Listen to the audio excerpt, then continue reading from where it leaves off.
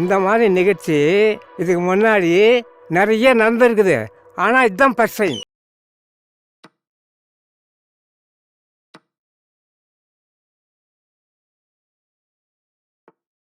சிக்கிட்டான் போல இருக்கு. பையன் சிக்கிட்டான். ரொம்ப நேரம் நிக்கிறாங்க.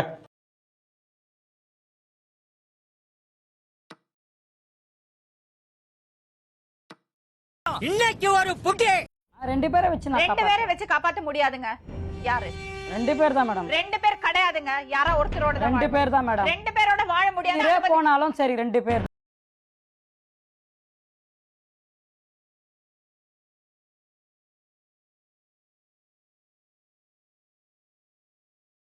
அது மூஞ்சி சிரிச்சா மாதிரி வச்சுக்கிறது தாங்க எங்க வழக்கமே.